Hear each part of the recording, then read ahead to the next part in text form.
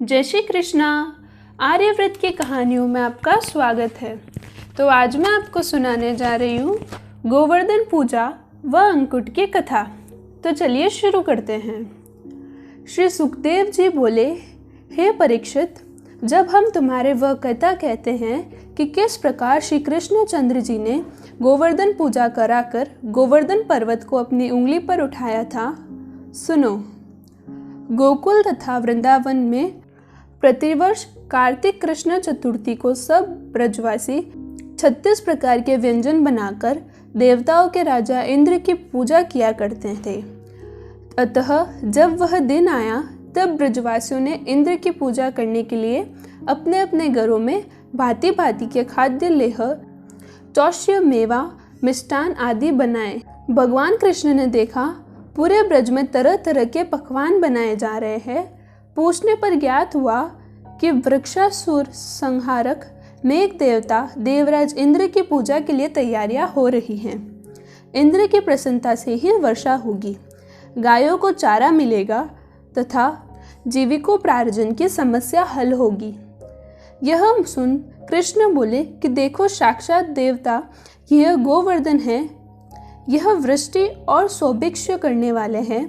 ब्रजवासियों को प्रयत्न के साथ इसका पूजन करना चाहिए। इसके पूजन को छोड़कर इंद्र को क्यों व्यर्थ पूजा जाता है? इसको उत्सव करो। यह प्रत्यक्ष खाएगा, खेती अच्छी करेगा, विघ्नों का नाश करेगा। जब जब मुझे कोई बड़ा भारी संकट आता है तब तब मैं इसी प्रत्यक्ष देव गोवर्धन की पूजा करता हूँ। अतः हे बाबा, यदि आप मुझे बालक का कहना सत्य मानो तो इंद्र की पूजा छोड़कर गोवर्धन पर्वत, गो, ब्राह्मण एवं वन की पूजा आरंभ करो। गोवर्धन पर्वत को यहाँ का राजा समझना चाहिए, क्योंकि उसी पर्वत पर तथा वन में चरकर हमारे बछड़े तथा गौ पलते हैं। उन्हीं का दूध घी बेचने से हमारी आजीविका चलती है। इसलिए आप इस मिठाई आदि पकवानों को गोवर्धन पर्वत पर ले जाकर उन्हीं का पूजन कीजिए तथा भोग लगाकर गो, ब्राह्मण एवं याचकों को भोजन कराइए। इसके प्रताप से अन्य वर्षों तक अपेक्षा इस बार अधिक वर्षा होगी। श्याम सुंदर के ऐसे वचन सुनकर ननंद, उपननंद, वृषभानु आदि ने प्रसन्न होकर कहा कि हे भाई, कृष्ण ने तो बात कही है, वही उपाय करना चाहिए। इस प्रकार निश्चय करके नंद राय जी ने गांव में ढिंडोरा पिटवा दिया कि कार्तिक शुक्ला प्रतिपदा के दिन हम सब लोग गोवर्धन पर्वत की पूजा करने चलेंगे।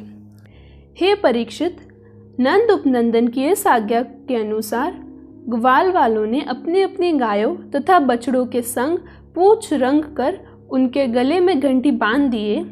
तदनंतर कार्तिक शुक्ला प्रतिपदा के दिन सब ब्रजवासियों ने स्नान कर बैलगाड़ी में सब सामग्री भर दी। फिर सब स्त्री पुरुष बालक रंग बिरंगे वस्त्र आभूषण पहन ननन तख्ता, वृषभानु आदि के साथ गोवर्धन पर्वत की तराई में जाकर कृष्ण द्वारा बनाई विधि से गोवर्धन की पूजा की। अनेक तरह के वस्त्र और बड़े बड़े पात्रों में मिठाई गोवर्धन के सामने रखी तथा एक गोवर्धन के बराबर सा अन्नकूट लगा दिया। भात, कड़ी, दाल, शाक, कांजी, बड़े, रोटियां, पूड़ियाँ, लड्डू आदि, दूध, घी, शहद, चटनी, चोष्य आदि सब सामग्री रखी। कृष्ण बोले, हे गोपो, तुम लोग अपनी आंखें बंद कर लो। तब गोवर्धन महाराज प्रत्यक्ष उपस्थित होकर इस सामग्री का भोजन करेंगे। सुनकर सब लोगों ने अपनी आंखें बंद करके गोवर्धन पर्वत का ध्यान किया। उस समय श्री कृष्णचंद्र ने एक विशाल चतुर्भुज, तेजस्वी तथा परम सुंदर स्वरूप धारण कर गोवर्धन के रूप में प्रकट हो गए और उधर सब ब्रजवासियों को पुकार कर कहने लगे कि देखो, श्री गोवर्धन तुम्हें दर्शन देने के लिए साकार रूप में प्रकट हुए हैं। यह सुनकर सब लोगों ने अपनी आंखें खोली और मनोहारी स्वरूप का दर्शन कर दंडवत कर परस्पर इस प्रकार कहने लगे, देखो, इंद्र ने तो हमें आज तक दर्शन नहीं दिए, परंतु ये तो आज पहली बार है कि प्रत्यक्ष प्रकट हो गए हैं। हमने बड़ी भूल की जो प्रत्यक्ष देव को छोड़कर अब तक इंद्र की पूजा करते रहे। उस समय कृष्ण जी ने ग्वाल वालों से कहा कि इनके सामने भोजन रख दो, ये स्वयं हाथ बढ़ाकर खा लेंगे। ग्वालों ने इसी प्रकार किया। इस प्रकार गोवर्धन महाराज को भोजन कराकर गोप ग्वाल प्रसन्न हो उनका जय जयकार करने लगे। तदुपरांत श्री गोवर्धन महाराज ने नंदराय जी से कहा, हे नंदराय, तुमने अत्यंत सेवा की, उससे मैं बहुत प्रसन्न हुआ हूँ। अब वरदान मांग लो। तब नंदराय जी ने कहा, हे प्रभु, आप मुझे यही वरदान दीजिए कि सब ब्रजवासी गोप ग्वाल तथा गोए आपकी कृपा से आनंदित रहे तथा आपके चरणों में हमारी भक्ति बनी रहे। गोवर्धन महाराज इच्छित वरदान देकर अंतर्ध्यान हो गए। तब नंदन जी ने उस स्थान पर हवन परिक्रमा करने के पश्चात ब्राह्मणों, गोवों तथा पथिकों को भोजन कराया। फिर ग्वाल बालों सहित आप भी भोजन किया। हे राजन, उस दिन सब ब्रजवासी रात को वहीं रहकर गा बजाकर आनंद मनाते रहे। दूसरे दिन मंगलाचार्य करते हुए गौ तथा बछड़ों सहित अपने अपने घर लौट गए। उसी दिन से संसार में गोवर्धन पूजा प्रसिद्ध है। तभी नारद इंद्र महोत्सव देखने के लिए इच्छा से व्रज में आए। पूछने पर ब्रज नागरिकों ने बताया कि कृष्ण की आज्ञा से इस वर्ष इंद्र महोत्सव समाप्त कर दिया गया है। उसके स्थान पर गोवर्धन पूजा की गई है। यह सुनते ही नारद उल्टे पांव इंद्रलोक में गए तथा खिन्न मुख मुर्दा से बोले, हे राजन, तुम महलों में सुख की नींद की खुमारी ले रहे हो, उधर ब्रज मंडल में तुम्हारी पूजा समाप्त करके गोवर्धन की पूजा की गई है।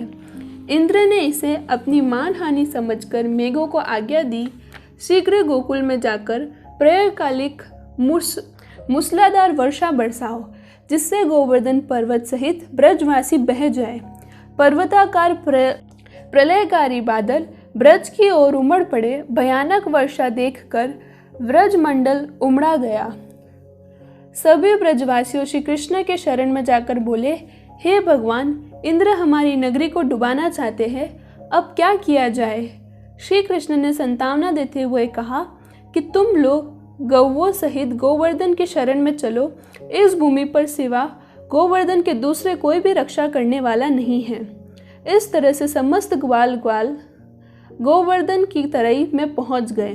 श्री कृष्ण ने गोवर्धन को कनिष्ठ उंगली पर उठा लिया और 7 दिनों तक गोप गोपिये उसी की छाया में सुखपूर्वक रहे। भगवान की कृपा से उनको एक छींटा भी न लगा। इससे इंद्र को महान आश्चर्य हुआ। जब भगवान की महिमा को समझकर स्वयं व्रज गया और भगवान कृष्ण के चरणों में गिरकर बोला, हे भगवान, मैं आपका शरणागत दास हूँ, मेरे कारनामे क्षमा किए जाए। भगवान बोले कि हे इंद्र, यदि आप प्रसन्न हैं तो इस गिरी गोवर्धन को अपना उत्सव दे दे, जिससे मैंने गोकुल की रक्षा की है। इंद्र एवमस्तु कहकर अंतर्ध्यान हो गए। इंद्र के चले जाने पर भगवान पर्वत को रखकर बोले, हे गोपो, तुमने गोवर्धन का महात्म्य देखा। आज से लेकर सदा गोवर्धन का ही उत्सव करना। आप हर साल अन्नकूट करना, जिससे गौओं का कल्याण होगा और पुत्र प्रोदिति संतानियां प्राप्त होगी। गोवर्धन उत्सव से ऐश्वर्य और सदा सौख्य प्राप्त होगा। इस भांति प्रतिवर्ष गोवर्धन पूजा करके अन्नकूट करने की आज्ञा दी। तभी से यह उत्सव अंकुट के नाम से मनाया जाने लगा। तब अपनी शक्ति के अनुसार अनेक तरह के पकवान बनाकर, सब अन्नों का पर्वत बनाकर श्री कृष्ण के लिए निवेदन किया जाने लगा। जो कोई भी इस प्रकार अन्नकूट को श्री कृष्ण के लिए निवेदन करता है, वो विष्णु लोक को पाता है। तो यदि आपको मेरी यह कथा पसंद आई हो तो वीडियो को लाइक करें और चैनल को सब्सक्राइब करें।